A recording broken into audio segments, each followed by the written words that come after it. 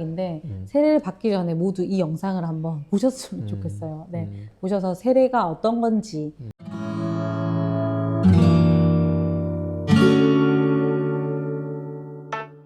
여러분 반갑습니다. 오랜만에 인사드리네요. 오설기 찾아주신 여러분 감사드리고요. 오늘은 이제 설교 제목이 세례, 그리스도의 죽음과 부활에 참여하다라는 제목이었고, 본문은 로마서 6장 1절 4절 말씀이었어요. 먼저 이제 오늘 말씀에는 그 세례가 나왔는데, 사실 이 우리에게 세례란 뭔가 단순한 의식이 아니라 뭔가 실제로 우리 삶을 바꾸는 사건이다, 이런 이야기를 해주셨는데, 먼저 제가 가장 인상 깊었던 부분은 세례는 죄의 지배에서 벗어나는 것이다 라는 말씀이었거든요. 그래서 이 부분을 좀 더 쉽게 설명해 주실 수 있을까요? 바울은 로마서 6장에서 먼저 이런 질문을 던지거든요. 뭐냐면은 우리가 은혜에 머물기 위해서 죄 가운데 거하겠는가? 라고 말해요. 제가 이 설교하기 전에 먼저 그 서론에서 비유를 하나 들었는데 뭐였냐면 탕자의 비유를 들었는데요. 탕자가 그 자신의 재산, 아버지께 받은 재산을 탕진하고 아버지께 돌아오잖아요. 자기가 생각했던 것보다 아버지가 자신을 환대해주고 잔치를 베풀어 주잖아요. 근데 거기서 이제 형이 나오고 형이 이제 막 거절하고 막 이런 장면에서 나와서 그 이제 뒤에 있는 장면은 사실은 이제 기록되어 있지 않죠. 근데 상상을 해봤을 때 탕자가 만약에 그때 받은 은혜를 한 번 더 경험하고 싶어서 다시 아버지의 재산을 가지고 몇 주 뒤에 다시 회개하고 돌아오면 아버지가 또 나를 받아주지 않을까 하고 다시 이 방종한 삶을 살아간다고 한다면 어떻게 생각하세요? 근데 왠지 그럴 법하기도 하죠. 하지만 너무 어이없는 그렇죠. 어이는 없지만 그럴 수도 있었지 않을까 하는 생각도 들긴 해요. 근데 이렇게 오해한다는 거예요. 그 18세기에 계몽주의 이후에 하나님에 대한 이제 인식이 어떻게 됐냐면 관용에 대해서 이제 그 기독교 동목을 굉장히 높이 평가하는 거죠. 그러니까 하나님은 용서하실 거야. 그게 하나님의 일이니까 이렇게 생각하는 거죠. 하나님의 일은 용서하는 것이다, 뭐 이렇게. 근데 그게 사실상 오늘 본문에서 바울이 이제 그러한 어떤 하나님에 대한 오해를 잘 풀어줘요. 그렇죠. 그게 기독교에 우리 신앙에 대한 굉장히 큰 오해거든요. 그렇죠. 그건 사실 하나님 사랑을 이용하는 거라는 생각이 저도 들거든요. 그렇습니다. 그래서 그 은혜는 죄를 가볍게 여기는 게 아니라는 겁니다. 그렇죠. 그래서 죄의 지배를 벗어나게 하는 것이 은혜다. 그게 이제 오늘 본문에서 우리가 반드시 이해해야 할 가장 중요한 어떤 측면이고요. 그래서 이제 중요한 게 뭐냐면 바울에 있었던 그 시대적 배경을 잘 이해해야 돼요. 그러니까 오늘날 현실의 세례는 굉장히 어떤 형식적이거든요. 마치 그냥 의식으로 중요하게 다루지 않습니다. 초대교회의 세례는 어떤 게 있었냐면요, 세례가 죄의 지배에서 벗어나게 하는 능력이라고 했잖아요. 그러니까 초대교회에서는요, 세례에서 현대교회에 없던 어떤 형식이 있었는데요. 그게 뭐냐면요, 구마의식이에요. 귀신 쫓아내는. 구마하면은 뭔가 신비스럽죠. 귀신 쫓아내는 거. 뭔가 막 태워서 나오고 할 거 같잖아요. 근데 그게 세례 때 되게 중요하게 다뤘다는 거예요. 그게 뭐냐면은요, 이 사탄하고 결별하는 거예요. 그러니까 우리가 모든 악에서 우리를 건져내시옵시고 라고 주기도에서 말하잖아요. 그게 사실 세례에 있었던 아주 중요한 거거든요. 왜냐면요, 우리가 세례받은 사람이라면 한다면 이제 악의 영역, 그러니까 죄의 종에서 벗어나 어떻게 되는 거죠? 그리스도인으로 살아가는 거고, 하나님의 말씀, 성령의 지배 안에 살아가는 거잖아요. 그러니까 이제 세례 이전이라면 옛자 모습대로 살아가는 존재였다면 세례로 인하여 옛자를 어떻게 합니까? 결별하고 죄의 지배에서 결별하고 새로운 의의 사람으로 살아간다 하는 어떠한 중요한 어떤 선언이고 그 외적인 형태에 나타나는 고백이거든요. 근데 그것이 이제 없어졌다는 거죠. 그래서 더 중요한 것은 나는 더 이상 죄의 통치와 지배받는 존재가 아니라 삼위 하나님의 은혜와 성령의 통치 안에서 그리스도 안에서 거듭난 사람으로서 살아가는 사람. 그렇죠. 이해되는 거죠. 근데 이제 목사님도 저도 세례를 받았잖아요. 근데 사실은 이제 세례 받은 자들이지만 우리가 사실 순간순간 그 하나님의 뜻을 벗어나서 살기도 하고 그렇다 보니까 사실은 이제 이 말씀을 듣고 나서도 그러니까 세례를 받았다고 해서 그러면 죄가 완전히 사라지는가? 근데 또 그 완전히 사라지는 것은 아닌 것 같거든요. 이 부분에 대해서 또 이제 좀 설명해 주신다면. 네. 그렇죠. 바울이 말하는 게 뭐냐면 네. 한글 성경에 보면 더하다라는 이런 더하다. 어떤 네. 형태로 번역을 해놨는데 네네. 원문에 보면 은 여전히 네. 머물다, 여전히 그런 뜻이거든요.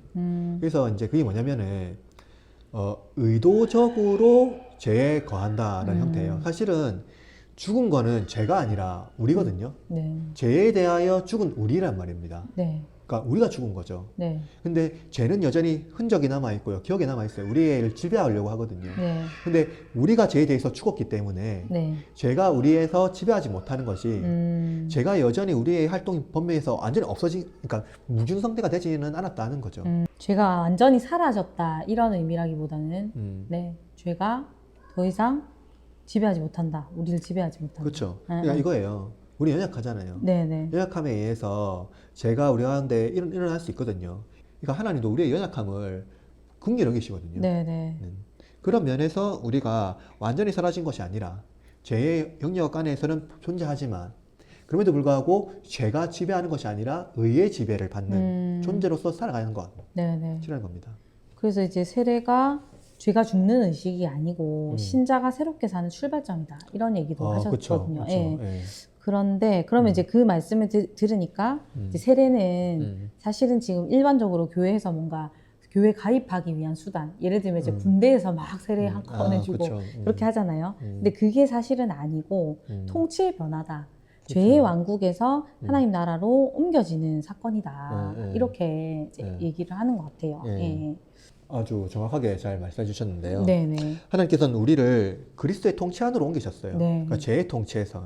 아까 말씀하신 것처럼 죄의 왕국에서 그리스도의 왕국으로. 그죠? 위치가 바뀌어진 거죠. 그죠? 그렇죠. 그게 중요한 게 뭐냐면 그 하나님께서 우리의 주권자가 되신다는 어떤 선언이거든요. 세례받은 사람은 더 이상 죄의 방식으로 살 수 없죠. 그렇죠? 그래서 새로운 존재 방식으로 우리가 주님이라고 하시는 그 예수 그리스도의 가르치심, 또 말씀하신 거에 따라서 우리의 손과 발, 우리의 지성, 우리 모든 전인격이 그 가르침에 의해서 반응해야 되고 살아내는 것이라는 겁니다. 네네. 또 이제 두 번째 이제 주제는 그 세례는 예수의 죽음과 또 부활에 참여하는 일이다라는 말씀이 있었는데, 근데 사실 많은 사람들이 세례를 진짜 상징적인 의식으로만 그렇죠. 생각을 하거든요. 이 부분은 좀 어떻게 보실까요? 많은 것 같아요. 그렇게 많이 보는 것 같은데, 근데 바울은요 이렇게 말했어요. 분명히 그리스도와 함께 장사되었다고 말하거든요. 그리스도와 함께 장사되었다. 근데 이 헬라어 원문에는 보면요, 이게 이제 이 함께라는 말이 접속사가 아니라 그냥 한 단어예요. 이 헬라어 원문에는 쉰이라고 하는데 그냥 영어로 보면 위드예요, 위드. 그게 뭐냐면요, 실제로 예수 그리스도와 함께 있는 겁니다. 그래서 신자가 세례를 받을 때 실제로 어디에 참여하는 거 하니까 그 골고다 언덕에 예수 그리스도의 십자가의 현존에 우리가 참여해서 같이 십자가에 못 박혀 죽은 겁니다.